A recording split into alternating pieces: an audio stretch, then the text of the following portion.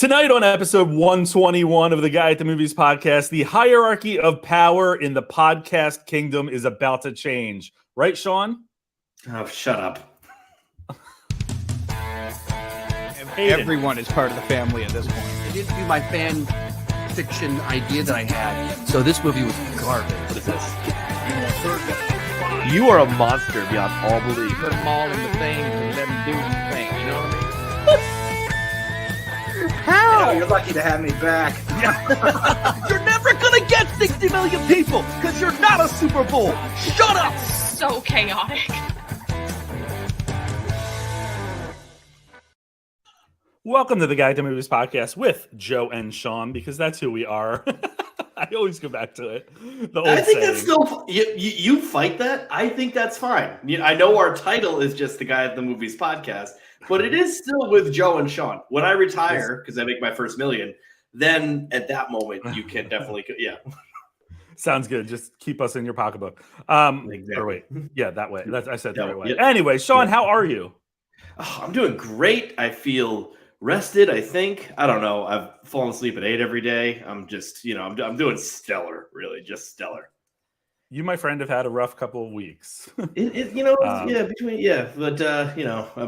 I have moved on. I think I've caught up with content that has been consumed. That's a lie. I've never caught up with content being consumed because I put too much pressure on myself. But I'm there.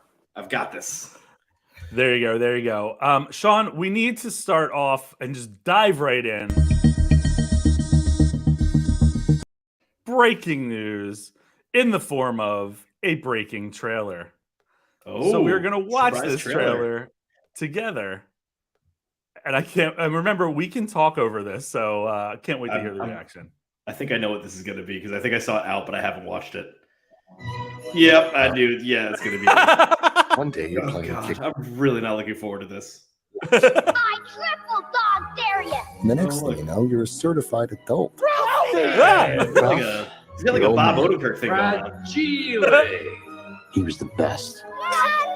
We went no far in the first one. Promise me we're gonna make this a wonderful Christmas. That would make your father so happy. I promise.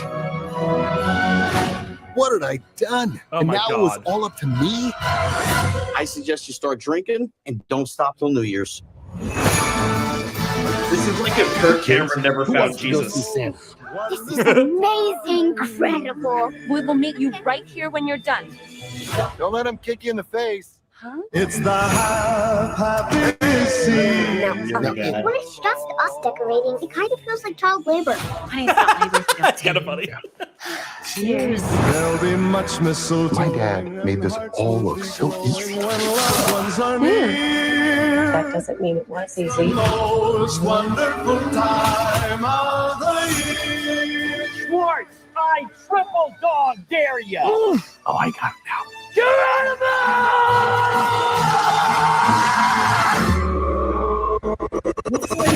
That's brutal. Not Marcus. Slowly, Okay. I could feel the Christmas ember beginning to glow again.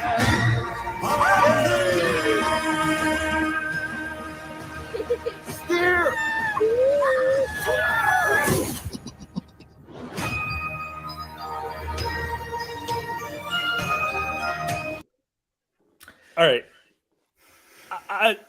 I will say this. It doesn't look as bad as I thought it would. It looks like deliverable. It looks pretty rough. I don't know. I mean, just like I said with that teaser that was just showing a bunch of or just like playing a bunch of lines from the original, this is going to rely heavily on the original. And I get that. That's a sequel. That's what you do with a sequel. But oh boy, this is really laying it down thick. I mean, we're going to talk about a Hocus Pocus story, I believe, on here. Oh, no, it was taken off. But Hocus Pocus is like the most watched movie of October. This will probably be the most watched movie of like the November, December region because people are just going to like find out this is happening and look for that hit of nostalgia. But I want to get the data of the minutes watched, not like not how many times it's played, but the minutes watched. Because that's what Hocus Pocus did, and it turned out great. But I mean, I don't see people getting through this. And to reference that, Hocus Pocus 2 became the top streamed movie ever on Disney Plus. And then also, you're right. It was like the number of minutes that were watched. It was like setting all these Nielsen records and stuff. So kind of crazy. Which I've realized now, like we have this debate with streaming services. That's how it has to be gauged. It has to be gauged by minutes. Now, these streaming services, once again, could still lie. They have no reason to tell the truth. They have no obligation to tell the truth. So it like would be really great if they could keep like minutes instead of like Netflix, which is like, oh, they watched Gray Man for 5 seconds. That counts. Was it watched for 5,600 minutes? Oh, see, that's such a good Rent joke now. Okay, what is Rent streaming on? We have to put that in a meme. Okay, let's put that in a meme. I love Rent. Rent rules. I want to say it's on. It was on Hulu a while back. I want to say it's on HBO Max, but I might be making that up. I'm trying to think who has it. Yeah, I don't remember the studio that has it, but yeah, wasn't it Warner Brothers back in the day? No, it could have been. No, New Line. Probably New Line. It feels like a New Line. I don't know why. Who knows? All right, let's talk about this other trailer that came out today, I believe it was, The Eternal Daughter starring Tilda Swinton, which gives me a lot of The Others vibes just based on some of the filming of it. It is very dark, as you mentioned, and Tilda is playing 2 roles. Sean, what do you think? I mean, dark in terms of I can't see a damn thing when I watch this trailer. I was squinting as hard as I could, and I wasn't like outside or anything. I mean, yeah, sure, light was coming through the windows, but it was like I really had to work hard.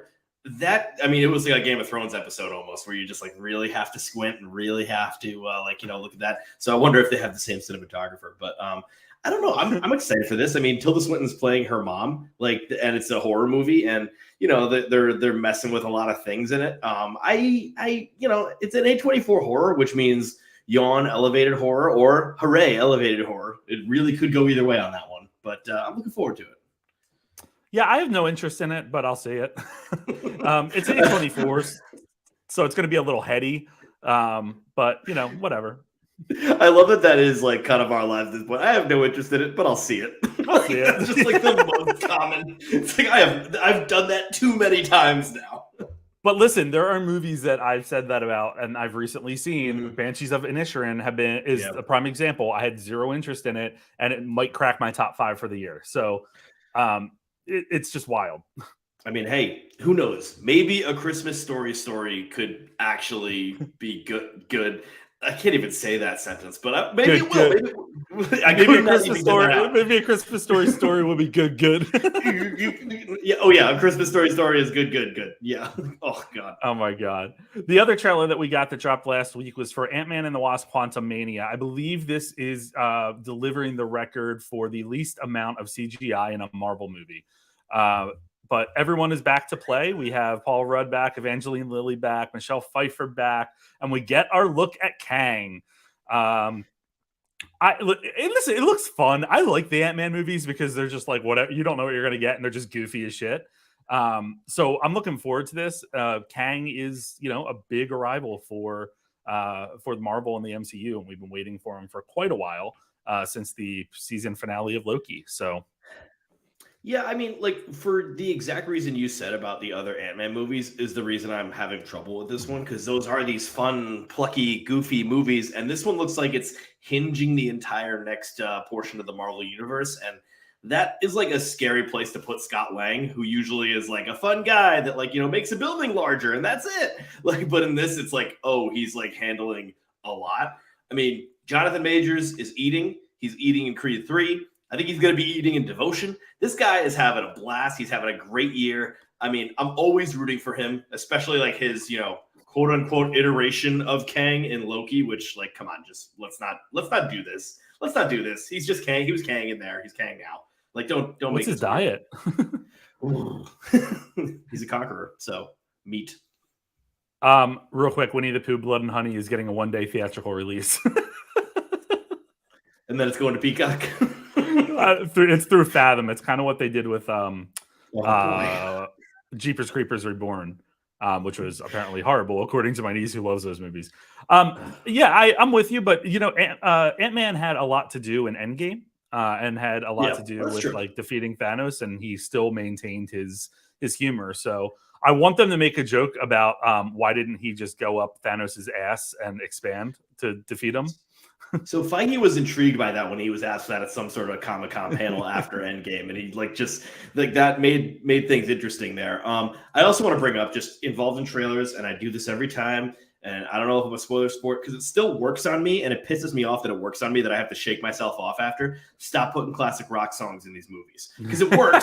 It hooks me in, and then all I'm thinking about is the Goodbye Yellow Brick Road, and it cuts with some of the action, and I'm like, stop doing that. I know why you're doing that. It's pissing me off. Was that in Ant-Man? Goodbye Yellow Brick Road was, yeah. Oh, we're gonna play the beginning of it so I can be reminded because I feel like I it's watched when they this enter the before. quantum realm. Listen to you. You become very comic booky. You made me this way. When I had thought when I was the one that knew Captain America was A on lot the of moon. questions. I've been so proud Scott, of that. you're at ex-con. Are they How going are to bring you up his an Avenger? podcast? Is what I also want to That doesn't make sense. But everywhere I go, people tell me the same thing. Thank you, Spider-Man. That comic is actually brilliant. That comic is great. I should know his name. But he is truly funny. He's on I Think You Should Leave with Tim Robinson, and he is just brilliant in that. I love him. Yeah, I'm looking forward to it. We're not going to talk about it much, but we also got the trailer for Guardians of the Galaxy Holiday Special, which just looks like a bunch of fun. Yeah, I'm excited for it. The trailer didn't do anything for me, but you didn't need a trailer for this. You have the Guardians of the Galaxy. I see. That's why I almost wish they did. That would have been a lovely surprise if that showed up in the middle of it. Instead, they put that in the trailer, and that's fine. And the trailer was okay. I didn't need one though. Tell me there's a Guardians of the Galaxy holiday special. I'm in. I don't need to see anything. I know they have to put trailers to market things and everything. Yeah. But I think the trailer was much better than okay, in my opinion. Really? Maybe I need to watch it again. Maybe I was tired when I watched it or something. But I think you're getting very close to being one of those people that doesn't watch trailers. I'm already one of those people. I only watch the trailers that you put up here, and then the occasional one that means a lot. But yeah, most of the time I do actually watch a movie without a trailer in it. But we'll see. You're insane. It's not to avoid them. I just all of a sudden a million YouTube notifications for all these trailers, and I'm like, either I'll come across it in the movies or I don't know, whatever. And imagine if you had to start a list of trailers in addition to your watch list. See, this is where Sam will divorce. Papers are already drawn up. Oh, she has a little PDF saved. All right, let's dive into what we've been watching. The big release since we last talked was Black Adam. And this is one that we deferred on. I deferred from a lot of people on. But this is, of course, Dwayne Johnson bringing the character to the screen for the first time in 15 years since he started working on it and since he's been attached to it. The supporting cast I thought was really solid. I really enjoyed Hawkman. I enjoyed Dr. Fate. I thought they were actually really solid in it. I liked Cyclone. I could have done without Atom Smasher. But overall, I just felt like this was a lot of fun to me. It harkened back and reminded me of how I felt after Aquaman, where it was just they introduced the character, they had some fun with it, and didn't take itself too seriously at the end of the day, which was refreshing for DC, which oftentimes does that, but has found success in not doing that. So I hope that they're working on finding that balance. I thought The Rock was fantastic in the role. I really enjoyed him in it. And I mean, everything worked for me, which is the opposite of most people. So, yeah, I'm bummed I took the side of most people on this one because, not that I was rooting for this movie terribly. When I saw the trailers, I was genuinely uninterested, but also not filled with rage. I thought oh, okay, this is another superhero movie, but maybe it could bring something different. There was some great hilarity there. And I wish that the movie would undercut more of the super being discovered aspect of it, normal people discover a super being. Because when the movie played on those notes, it played it very well. Between Mohamed and the other two actors there, but that was where I was just okay, I'm loving this, I'm having fun. There was some great comedic timing in there, so I'll absolutely give that. Totally agree with you on Aldous Hodge and Pierce Brosnan, and then the other two were. They were trying to be the plucky characters, and this was interesting because I realized this after I looked through it. DC doesn't really do plucky characters well. Now that I think about most like of the like plucky characters, like, and maybe it's because like the atmosphere is a little bit trickier to do that in. But like, you know, like Noah Centino's his personality was hungry, and I was just like, and don't get me wrong, this is one of those ones where I giggled at a lot of stuff, and then like while I was driving home from the theater, I was like, wait, what? like where he has a bucket of chicken after an attack, and it's like, oh, it's supposed to be humor. I get it, that's fine, but also, wait, what?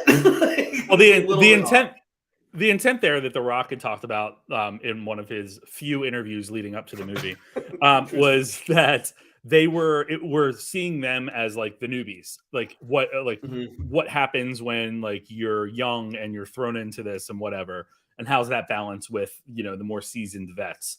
So that's why I kind of gave it a pass. Noah Centineo was, in my opinion, the weakest of the whole bunch, but.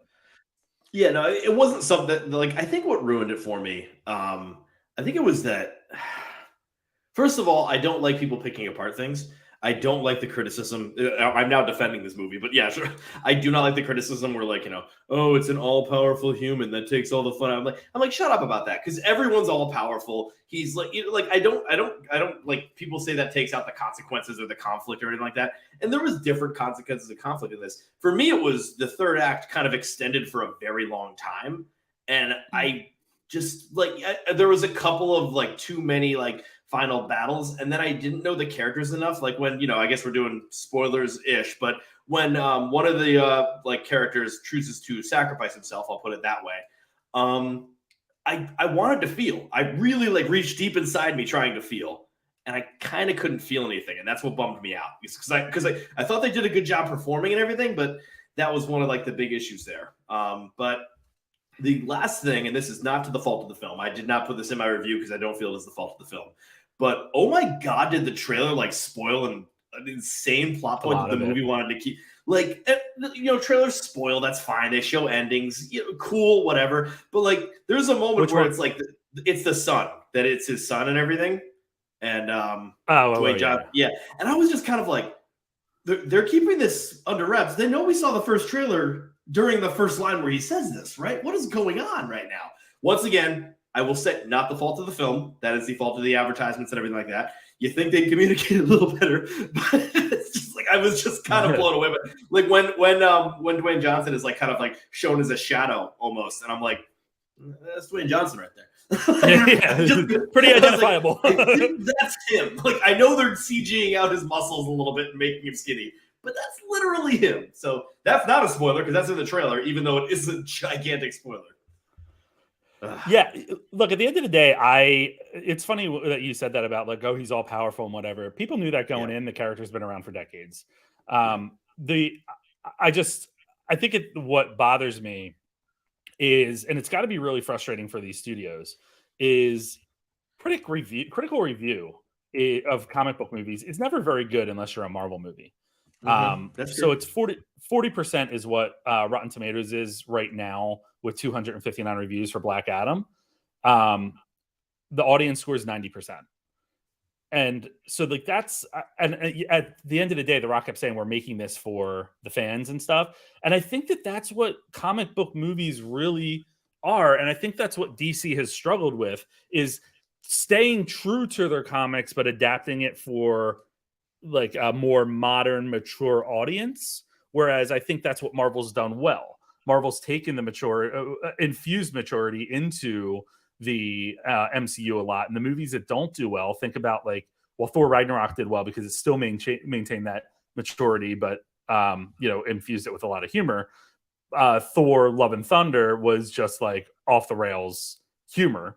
And that's the one that really got knocked. Then again, you have Eternals, which was like all serious, and they didn't find that balance. This is one that I think they found balance in, to be quite honest. And if it's a part of the foundation from which they build upon, then I'm interested to see where that goes.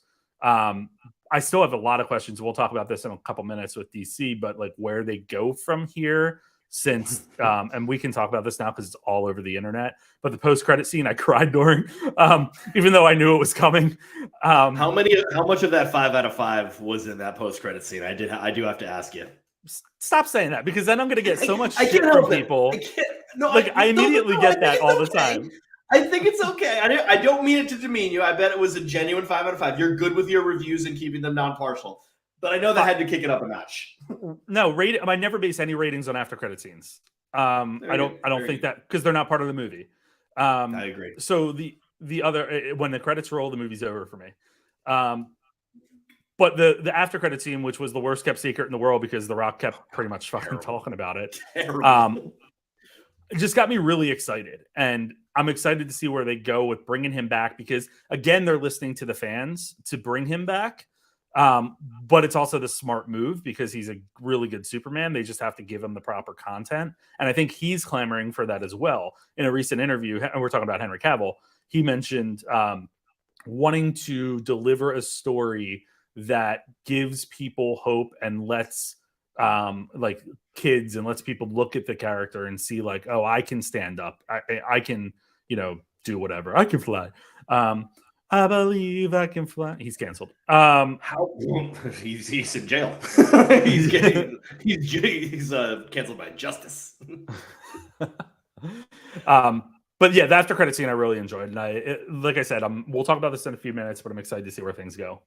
How overwhelmingly pissed do you think the people at Shazam are when they just got like Henry Cavill from the neck down, or probably not even him, but Superman from the neck down, and Black Adam was able to get a full-blown Henry Cavill as Superman? Well, that and the fact that they were told to cut the post-credit scene that teased Black Adam in Shazam. Do you remember this? I see. This is one thing I'm struggling on my timeline because so Dwayne Johnson was cast as Black Adam or like took the role on like while the Shazam movie was happening. I thought that was a way after. I know it's been going on forever, but he's literally been attached to the role for 15 years. That's not a joke. God, he's literally been. Yeah, I'm going to try to pull up that cut after credit scene real quick. Oh, it was actually filmed and everything. Damn. Oh yeah, here it is. Oh, hold on. We got a nice little Nokia ad. All right, here we go. This is the cut. It's the deleted scene, if you will, from after the Shazam movie. Boop, boop, boop, boop, boop, boop, boop, boop. Here we go.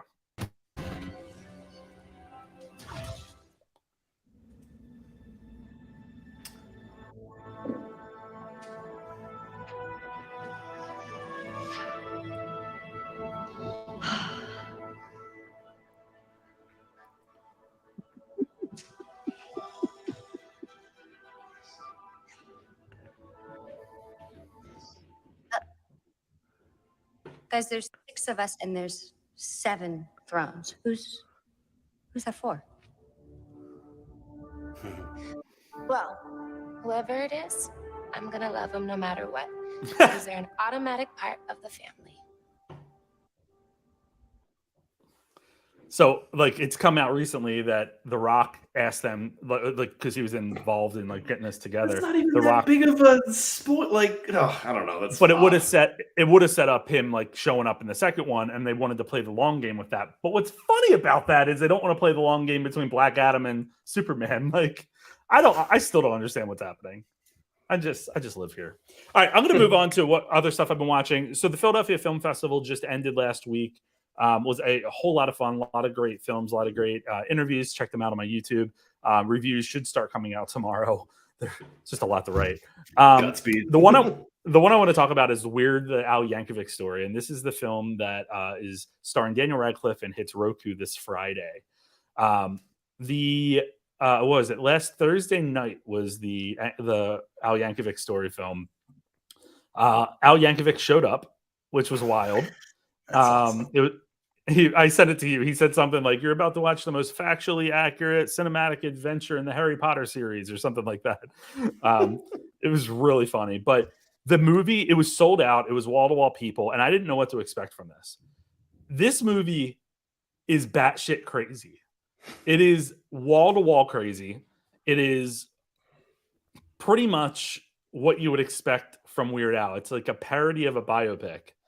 It is. I was crying, laughing at times, and literally saying, "This is so fucking stupid."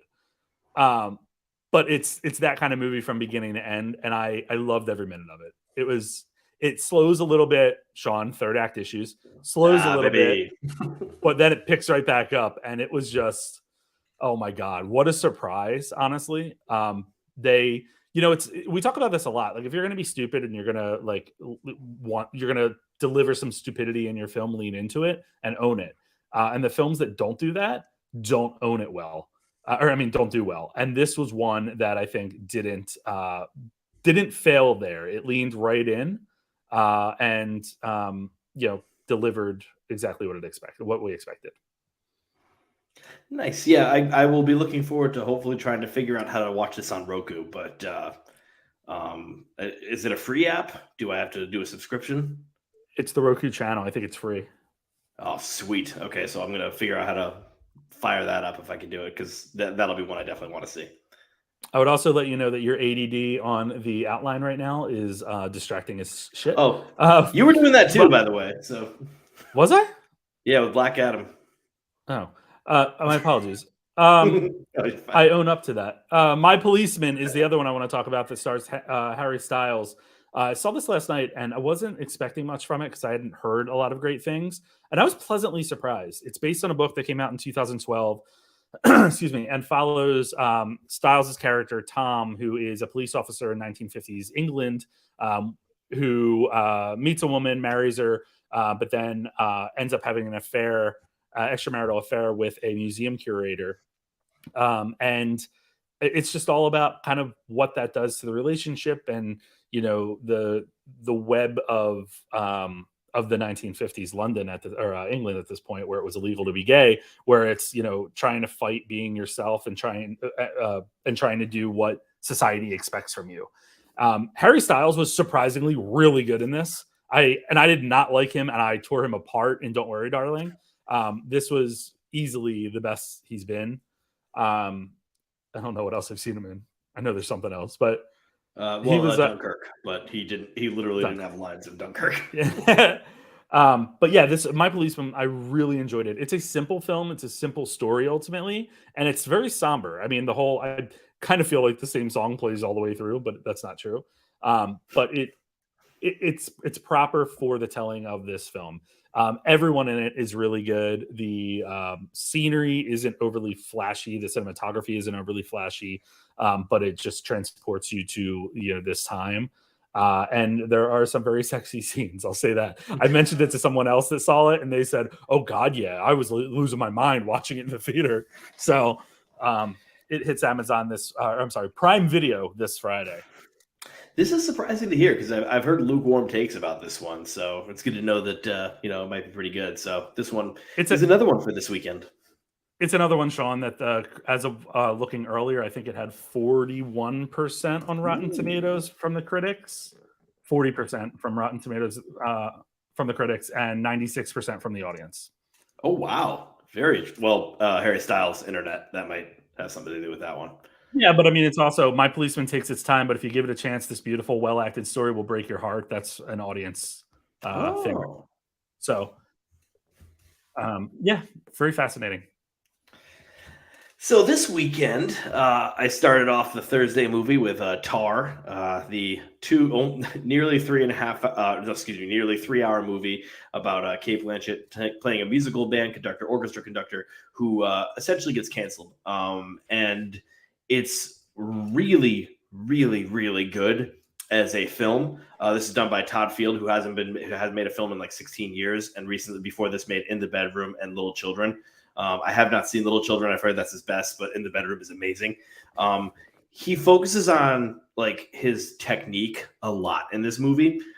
Structure of the story wise, it's an interesting one because it's definitely like drawing up a portrait of a character. So if you're looking at 3 acts, you're not going to get 3 acts on this thing. And it will seem like there's some scenes that are unnecessary, especially when it's clocking in at 2:45.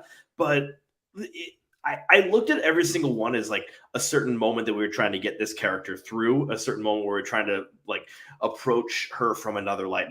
And she is not a good person. So the fact that she's not likable is also quite a problem. But the writing in this is so intelligent. There's a scene in the beginning. It's probably my favorite scene of it, where she berates a grad student for him wanting to like not like a lot of old white guys and like composers and stuff like that. It's a common uncle at Thanksgiving argument that you usually like get, and it's a little bit annoying to like, have that argument. But she tells it so well where it's like, wow, she's being a shitty person, but she is making interesting points. And it will depend on where you want to fall with everything. And, most people will probably fall in the middle with her or close to her being somewhat villainous. But it really does it doesn't go for the dramatic. It doesn't like show the dramatic moments of when she her life slowly does begin to fall apart. It doesn't show those dramatic moments. It instead just kind of, how to put it, like just shows the resolutions of what happens. And so you see that instead, you see the effect it has on her. Are you made to feel bad for her? Probably not. But it's interesting how they do it. And the movie doesn't want you to feel bad for her. The movie wants you to think about it, which, I mean, I was sort of blown away by this. And I'm telling you, even I was worried about the 2-hour 45 runtime. I said, yikes, this might be a little bit tough. This might be a tough sit because even I draw the line somewhere. But I was quite surprised by this one.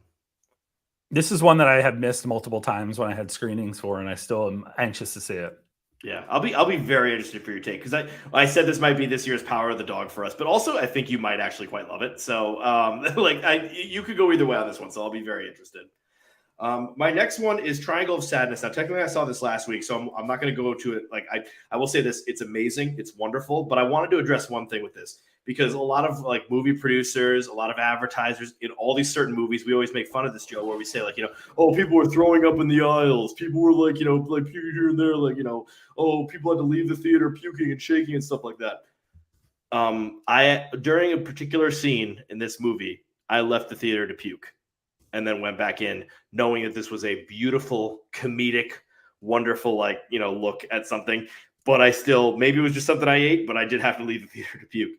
Maybe my stomach was just full. So see on an empty stomach.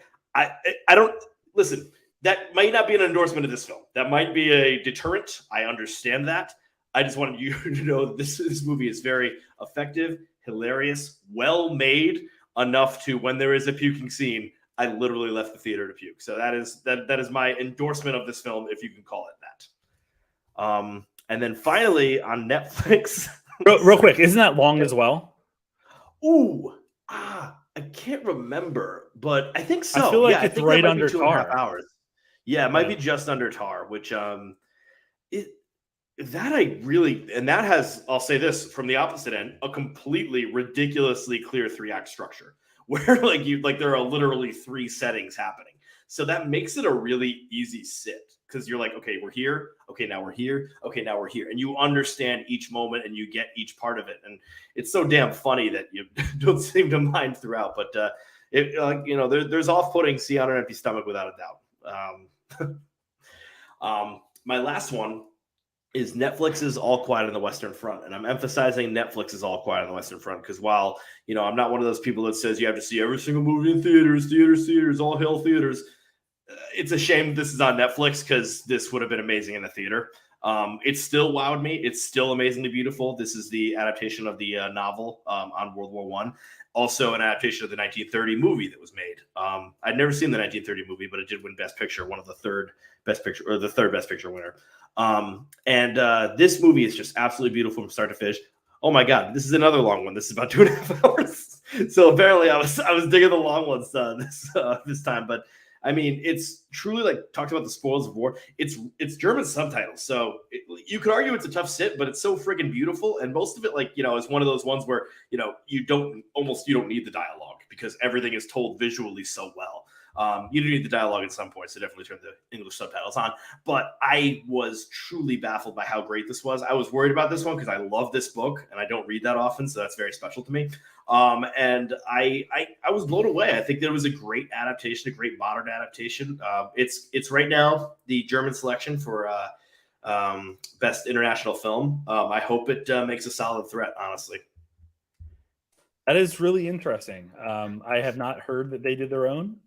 Netflix is usually really good at marketing. Are they? I feel like I never hear anything from them. It's sarcasm. Okay, good. So yeah. All right, let's dive into what we've been watching. Holy shit! Let's dive into the news. Can you tell we haven't been live in a couple weeks? I'm like, but we're a little rusty, getting the rust off. Rusty. Isn't Rusty in A Christmas Story? Rusty. No, that's not his name. What's Rusty though? Rusty is Christmas Vacation. I was just gonna say the Vacation series, yeah. And Home Alone, right? No, is there a Rusty in that? Buzz. All right, let's talk about the box office. So, Sean, you just talked about Tar. I talked about Till a couple weeks ago. Maybe I did, which I very much enjoyed. They're not faring too well at the box office, and these are considered Oscar contenders. So, Tar it barely made its way into the top 10, making $1 million its first weekend. Till expanded into over 2,000 theaters. I'm sorry, this past weekend, I believe this was.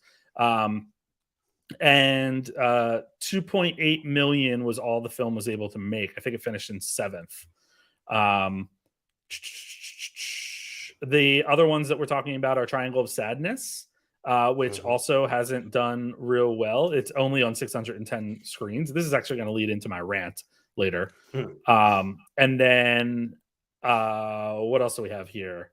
The Banshees of Inisherin earned $540,000 in just 58 theaters. What do you make of this? I guess the point in including this is that these are films that people have been looking forward to. And when I say people, I would say probably cinephiles, critics. They are going to be the ones that people are hearing about when it comes Oscar time. But what's the disconnect here? Well, I mean, I read this article, and Slash Film is, quite an amazing website, but there's nothing new here for me. I mean, it is, often the Oscar hopefuls are box office lowercase or box office underperformers anyway. I mean, I could, if I really wanted to think about it, honey, let's go see Tar this weekend. What's that about? Oh, it's 3 hours and Cate Blanchett plays a German musical conductor. And it's like, no, I'm good. Thank you. Let's go see Till. Unfortunately, there's a lot of people that are going to see I can't handle that suffering. I don't want to see a downer, unfortunately. That's very unfortunate, by the way. I just saw the film myself as well, and I thought it was a very good film. But unfortunately, people are going to be turned off by that. And they say, oh, I just want to see something fun like Black Adam. And so they'll probably see that. And that's why that does well at the box office. It's interesting that you are looking at, it's interesting that this looks at some of those when this year might be a tremendously interesting, depending on what happens in the next few months. This could be a very, very interesting year for box office triumphant blockbusters, being a lot of them being in the Best Picture nominees. Top Gun Maverick has a spot in the 10. I can't, it would be insane if Top Gun Maverick was not in the 10. I think it's just it's there right now. The two question marks are Avatar: The Way of Water and Wakanda Forever, which both sequels to blockbusters that got Best Picture nominations. Can those carry further? Maybe, maybe not. We have to see how they're received further on. And then this is not a box office blockbuster, in my opinion, but is kind of still, and that's Everything Everywhere All at Once, where that's the highest grossing A24 movie, which the world's smartest horse, but still it is the highest level in that group. I mean, and so those four could end up being Best Picture nominees, which is very. Oh, and then you got this isn't going to be a blockbuster, but Knives Out could be on there as well. But that's once again a sequel where the first one did pretty well. Got a few nominations. I don't know if that's going to do anything as well, but that also could be there. And Netflix is going to be putting a lot of engagement behind that one. Long story short, I mean, this is what we see. Pretty much what you see every time is you see about half of the nominees being completely box office bombs, and then half of the nominees being maybe not huge blockbusters that everyone's into, but they do have decent opening weekends. I don't know though, because I see this article and I just say, yeah, I unfortunately I have a defeatist attitude towards this, and I just say, yeah, of course. And then is that why the Oscars are tanking every year when no one watches them, or is it because nobody watches TV? We don't even need to get into that because that creates a whole nother issue. But no, I mean I go back and forth on this, but I hope more people see them. It used to be what happened was nominations would cause people to go see these movies. But now those movies, this is going to be in your rant, I think, by the way, I don't know if it is or not, but now these movies end up on streaming soon enough where, you know, people will find out that Bros got a Best Original Screenplay nomination. They'll instead do VOD instead of going to see it in the theaters. It's not even in theaters anymore, but like that's one thing that people will do now. Same thing with Till. Till will probably be on VOD at some point, and so people will be on a couch and they'll pay more money and they'll watch it there and just say like, oh, cool, we're watching the movie here where we don't have to go, we don't have to put pants on, and that's going to be that. So I think there's a lot of stuff at play, but unfortunately I see this and it bums me out, but hopefully more people will see more of these movies. Well, I do want to go there a little bit because I do think that one of the things that this highlights is the disconnect between critics and moviegoers, or the cinephile community and the regular moviegoer, the average moviegoer. And there's no wonder why the Oscars don't draw much attention, because the average moviegoer doesn't know who 3/4 of those movies are because they didn't see them when they were in theaters and may not have the opportunity to moving forward. I would love to see the streaming numbers on, you know, something like Till when it hits hits VOD, because I don't know that that's correct, that people are going to be opting to see it. I don't know that when you're sitting at home at night, the average moviegoer, that they're going to go, let's watch a movie about the lynched black boy in back in the day, and back in the day, but they won't go to a theater to see it either. Well, right, that's my point. Yeah. So I mean, then the Oscar, I guess what I'm getting at is like, you know, these are the Oscar hopefuls and all of that, but really what we've created is just our own, this community that tries to tell people these are the best movies, these are what you need to see, this is what you need to remember, and they have no interest in it. So anyway, all I'm saying is the MTV Movie Awards are the way to go. Absolutely, I agree with that. But I mean, I think like my one issue, one little like bit I'd say is that it's strange, and this could be examined further, not right now, but like it used to be that, you know, yeah, sure, critics and audiences always went against each other, but if I look at like back in the 90s and like even in the aughts, that wasn't always the case. I mean, there were popular Oscar movies. Now, either the Oscars stopped lightening up a little bit, or like, you know, the common moviegoer like didn't really want to see the better movie anymore. I think it's a mix of both. I don't know. I don't want to insult either class because I think they're both very important to the movie shopping universe. But it like that's what I always think about is like I think like, you know, well, critics are like, you know, like stuffy individuals, and you know, yes, we are. Like I watched Tar and I'm like I was like a pig in shit. But I think that I don't know. It used to be that like we used to coexist a little bit better at least, but I don't know what to make of it now. Well, because I think now that given the budgets and all of that, and the world of cinema, I think there is a question out there about who studios are making movies for, and who Tar is made for, who Till is made for, and what they're made for, what the intent is. And I think the intent ultimately ends up being to get awards, to play to the cinephiles. That's why, where do they premiere? New York and LA. You know, if they're going to be limited. And I think that's going to be an issue down the road. I think that's part of this whole discussion of streaming and why people aren't going to theaters, and something that needs to be part of that equation is what movie. That's why Marvel is so successful. They're making movies for the moviegoers, they make the movies that people want to see, you know, and it's frustrating. Actually, that's why IP is successful, owned IP. And that's why we see so much milking of it, just like we're seeing the milking of this next story, which is A Quiet Place Day One. Lupita Nyong'o is going to star in this spinoff of the film. This is not in the original trilogy. We have the first two Quiet Place films, and then we're getting a third one coming in likely 2025. But this is a separate one that's based on an idea that John Krasinski had. The film is going to be directed and written by Pig director Michael Sarnoski. And we don't really know much else other than it's obviously going to focus on the very beginnings of this whole thing. This is a great grab. When I saw this earlier, I was very surprised. Very excited for Lupita Nyong'o to jump into this ring, and excited to see how she can bring maybe a different type of energy to this. She should be in 5 movies a year. Her talent, why that's not happening, I'm having issues with that. I have issues reckoning with that, but she should be in about 5 movies a year. The fact that she's not only getting the job for this movie, which will be like a huge high profile acting job, but also the fact that it's a horror movie, and we've seen her do really well in horror movies. Where I love this idea, and I mean the idea of this movie has always captured me because I like all of A Quiet Place too, but I think the best part of it, I think everyone agrees, is the beginning attack on the town. Which, if we're talking about day one here, it's going to be something in that realm. So I'm absolutely ready for this. Yeah, I think it's going to be great. Quite honestly, I mean that's putting a lot on it, but I really like the franchise, and I kind of trust them to not go too crazy with it. I know that the studio is hoping that they can kind of milk this and have it become their next big thing. I think it already is a big thing for them.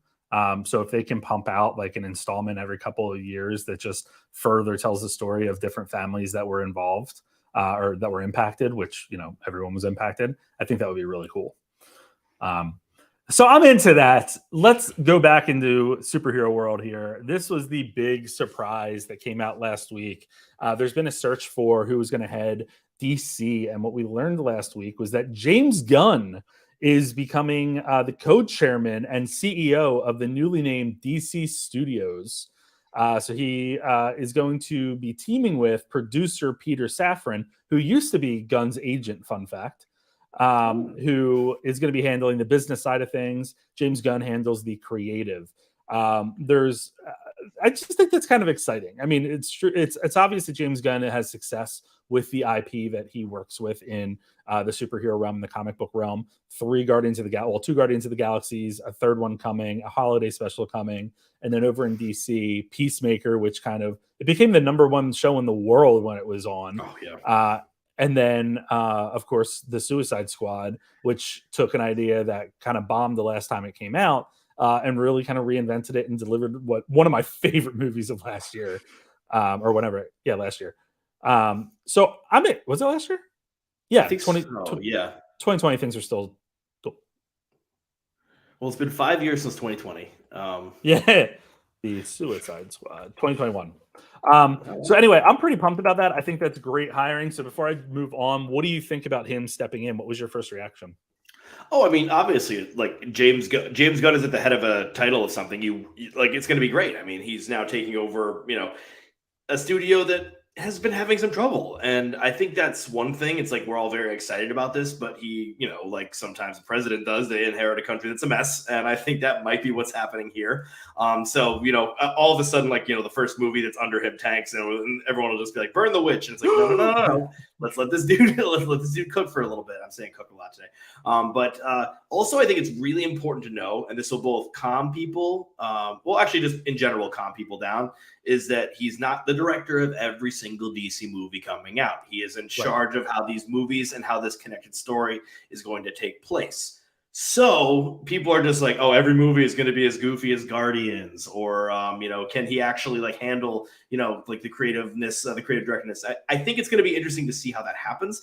Everyone's like, oh, now every movie is going to be amazing. And it's like, well, we don't know that yet either. We need to calm down in both areas. Like it's like he still could do dark DC stuff, even though that hasn't panned out too great. But like he could still do dark DC stuff. He could still do his like spunky stuff as well. But he's not going to be like in charge of every movie. He's going to be in charge of like where these movies come about. And for the love of God, James Gunn, move up Aquaman 2. I am dying here. I just want to see Aquaman 2, man. I just want to see that movie. Well, and I think the other key thing to know is that he is not just in charge of film, but he's overseeing the overall creative direction of DC film, TV, and animation. And they're not calling it the DC Extended Universe anymore. It's just the DCU, the DC Universe, which probably makes sense. The funny part of this story is someone responded to him online and said, "So you hate Kevin Feige now?" And his response was, "Not only do I love Kevin, he was the first person I told after I did the deal with DC. John Cena was the second. Contrary to popular belief, $1 less for Marvel is not $1 more for DC. DC and Marvel have the common goal of keeping the theater-going experience vibrant and alive." And Feige has said that in the past too. Like, and the fact that we see so many of the actors and stuff playing back and forth between the two and the directors, I think I do believe there's a respect there. Feige hit him with that slick shit though, where he just like sort of said like, "I'm looking forward to him doing great things with DC after May of 2020." You slippery bastard. Yeah. He said, "I'll be the first in line to see anything he does," which I think is really cool. I think this is great. It's really exciting. It was kind of out of left field. I didn't even consider James Gunn to be in the running for it. So that's big, tall task. I also want to go back to Black Adam real quick. The whole comic book thing with like the kid running around, the comic books falling out. Did you catch what comic book? There were multiple comic books, but there was one in particular. So I didn't catch them, but I thought that was a very symbolic of Black Adam smashing out the DC universe and just like him being a part of the hierarchy has changed and stuff. So that's all I caught. You and your from fucking that. symbolism. You and your fucking symbolism. You nerdy ass cinephile. Nerdy ass cinephile. There was a Cyborg one, which I thought was pretty interesting. So I really do with Cyborg. I really want that now. I just want him back. I think that would be really cool. I think it might happen. I have no inside knowledge on that, but the person that he wanted out for the longest time is gone. Is it? All right, let's talk Friday the 13th because it's getting a prequel series at Peacock, and this news was announced on Halloween yesterday. And I have to tell you, I am actually really pumped for this. It's called Crystal Lake. It's coming to Peacock. Hold on, I want to find this interview I just saw earlier. It was an exclusive interview. And also A24 is behind this, by the way. That does make me excited a little bit. The Peacock thing obviously worries me. Well, it's the Hannibal creator too, and he did really well with Hannibal. That's very good. I can't find where this is, but anyway, I was reading this interview earlier with Brian Fuller, and he was saying that he can't go into obviously as much as like what they're going to be talking about and stuff, but they said like it's going to be focused on like the early days and like will there be will we see a body count? And he said we'll probably be seeing bodies in all the episodes. And he said, we're not going to see Jason, right? Because this is before Jason. He said we're going to see different iterations of Jason, which was kind of fascinating. And they asked him. It reminded me of Halloween Ends. Like, oh, we're not going to see Michael Myers, but we're going to see different versions of Michael Myers. We're going to see his best buddy. But fist bump. But the other thing he said, they asked like, what are you able to mine from? Like what IP IP is the word of the night in addition to cook. But what of the Friday the 13th IP? And he said we have free reign on all of it. Because apparently like the film rights are really tangled up in New Line right now, but they behind the scenes did a lot of work to secure like essentially unlimited availability of the whole series. So that's really kind of cool. It sounds like it's not going to go all the way back to be a prequel of like the original, but maybe like a prequel of the remake. They were calling it like a pre-remake in this interview or something. And the interviewer asked him to define it, and he goes, "I decline." So the other thing here is that apparently it was a very competitive bidding process for this series. Peacock won out and is giving 4 times the budget that Hannibal had. So like Peacock is all in on this. And apparently like they committed to a full first season. And apparently there's like a hefty fine if they don't make a second season. So it's essentially a 2-season order. Yeah, it's really fascinating. I'm into this. Yeah, now that you've said all that, I think I'm a little bit more into it. I think my problem is that I'm a like Friday the 13th purist. And it's like you can't make a sequel out of, like you just said, you can't make a prequel out of the original film. It's just like, a kid going under and a bunch of kids having sex. Like there's no actual like there's nothing like it's just and then the mom gets upset, which camp moms after I worked at a camp. So I don't know. Okay, if it's gonna be a prequel to one of the like remake ones and everything, it's like, okay, this could be fun. This could be like something interesting. It's like let's go into Goofy Jason. Let's go into Jason Takes Manhattan. Let's have a goofball time. On that, the guy said, like, are you going to be going to space or whatever? He said, mark my words, if we make it 10 seasons, I will find a way to get us to space. What a guy. I'm going to be so excited for this to go 10 seasons, and then he has to like follow up on that offer. The other thing that he talked about in this interview, and I just read this before we hopped on, he was talking about the mother and how he was really fascinated by the mother because she was a mother that cared about her special needs son. And I guess in his background, he has history working with special needs kids and would always sit with a special needs kid who was nonverbal and whose mother really wanted nothing to do with him.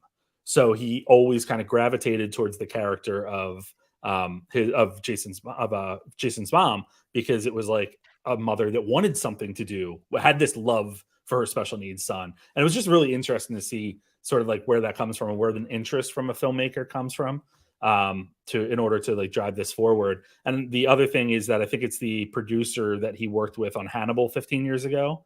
Pushing Daisies 15 years ago. If you were about to tell me that Hannibal was 15 years ago. Oh, no, Hannibal was 10. Hannibal was 10 years ago. Oh, that still makes me feel like shit. But anyway, it's a really interesting announcement. Of course, Peacock doesn't really inspire confidence, but I think with some of the stuff I read tonight, I feel much more confident in it. And I also think A24, they miss, but they don't miss big.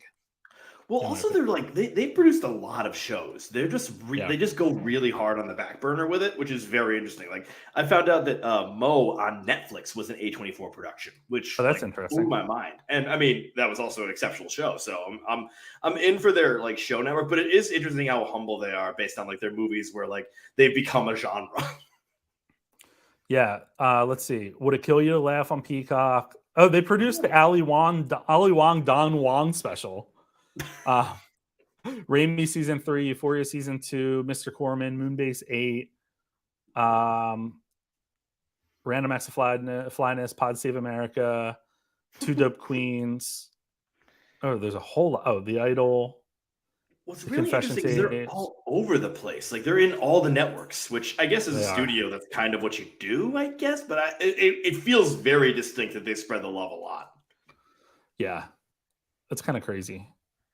I was also thinking, I was watching After Sun earlier, which is one of theirs, and I feel like they have a lot more movies this year than they have in the past. They have a lot more movies. That's actually something that they've been like a lot of people have been talking about on, Everything Everywhere All at Once is going to be where they put their main Oscar campaign. So a lot of other A24 movies might suffer, but I mean, cool. I'll take that for Everything Everywhere All at Once. Well, it's interesting because The Whale, I think, is going to make a good push, obviously. Yeah. The Inspection is a solid movie. It's a really solid movie. I just don't know that it's like Oscar worthy. Yeah. Close might be a dark horse, but I think that might be a foreign film for them. What's Close? Close. I missed this at the film festival. Let me see here. Leah and Remy are two 13-year-old best friends whose seemingly unbreakable bond is suddenly tragically torn apart. Winner of the Grand Jury Prize at Cannes.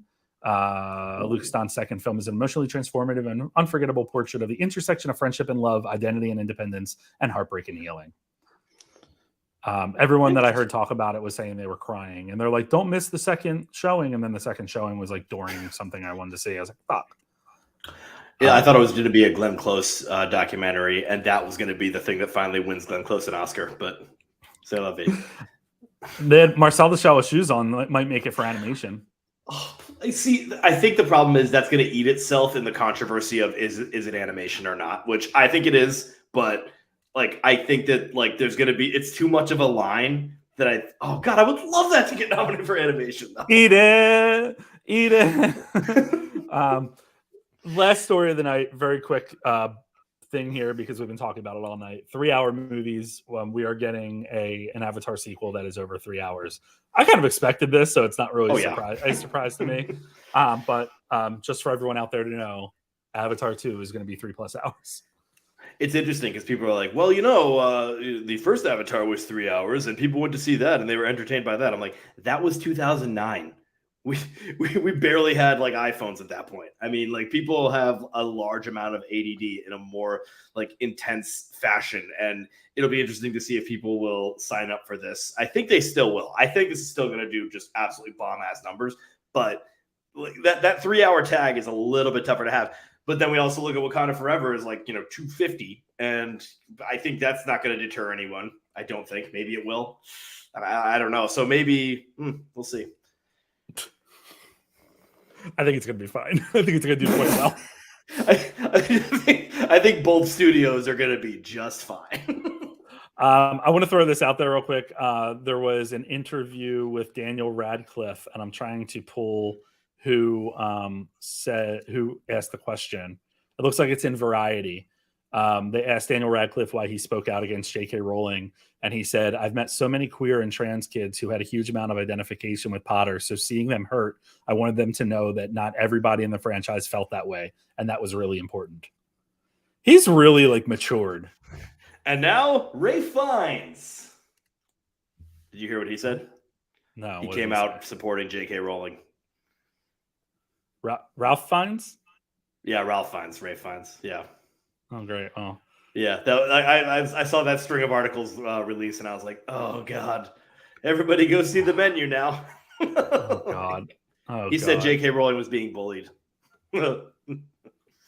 She just wrote, if she was bullied, she wouldn't be able to write a fucking book that big about like her the mystery character or whatever, Gildebrath or whatever, who, and apparently it's something like this, like they get canceled. And Mel Gibson gets movie roles, and Louis C.K. is winning a Grammy now. Oh my God. So, oh my God, just everyone's just humming. So is this like porn bot in the comments here? They just we got another one. They're humming for a whole other reason. They're humming. Yeah.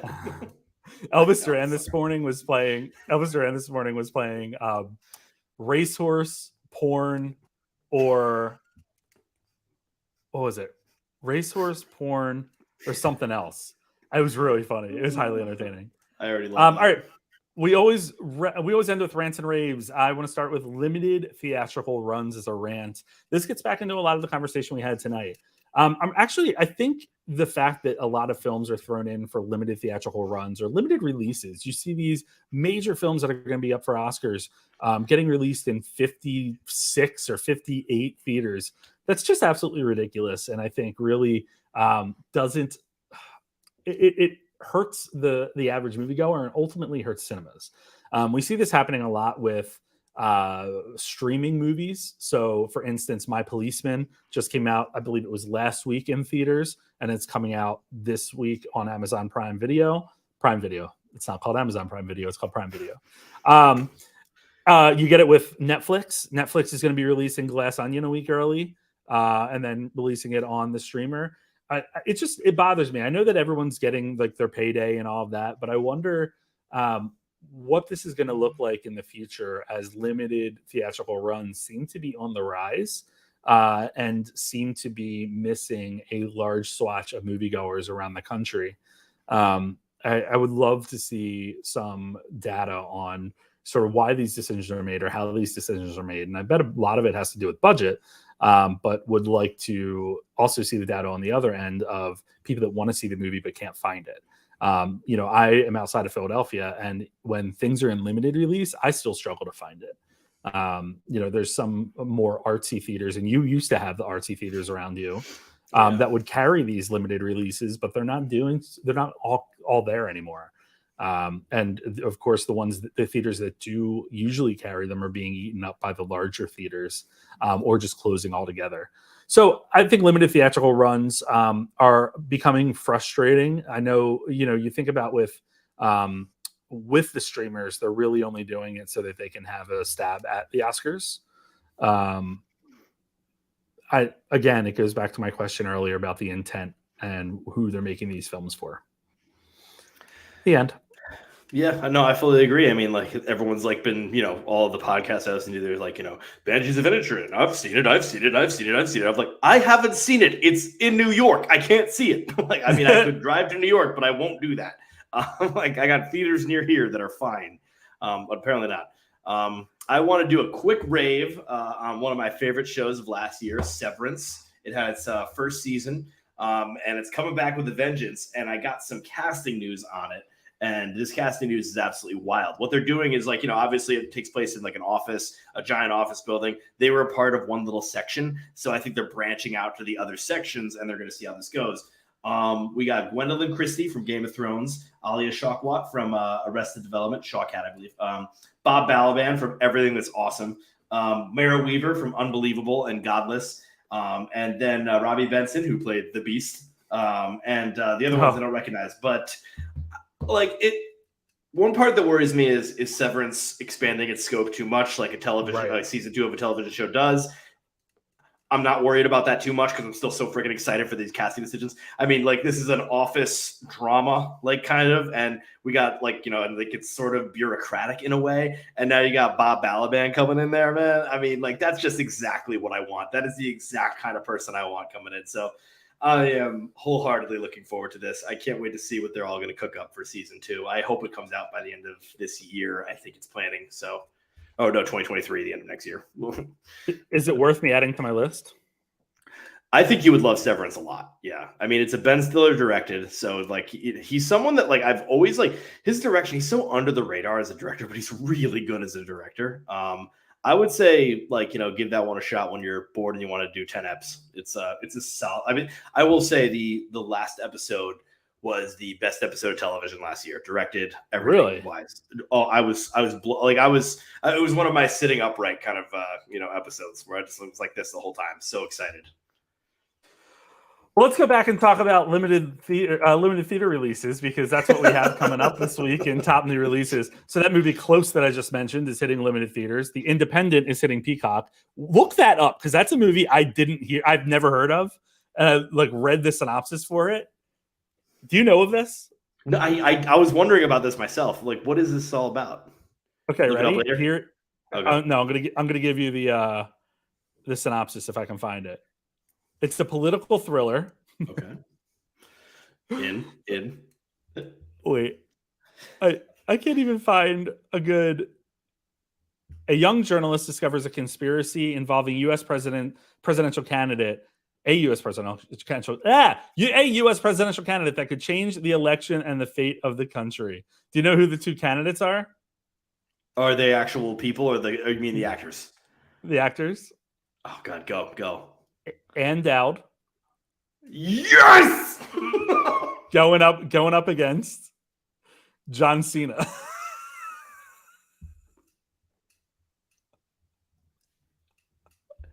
You don't need to give me the plot of this movie. All you need to do is tell me there's a movie with Ann Dowd and John Cena, which I'm pretty sure belong in the most separate of separate universes. And now these are two people involved. Not that they're candidates for president. I don't even give a shit about that. Those two people are going to be exhibiting the same screen at some points. Wow. and Brian Cox. What is this movie? And Jodie Turner-Smith. These are the four most random people. And down Brian Cox, okay. But the rest of those four people, that is just not, that doesn't even come into the realm of possibility.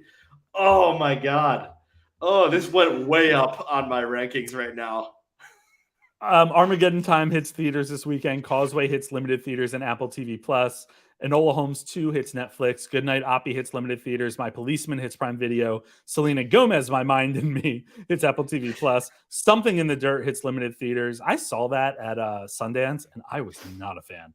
I was so bored. The Estate hits limited theaters. And Weird, the Al Yankovic Story hits Roku. Gotta get that Roku app.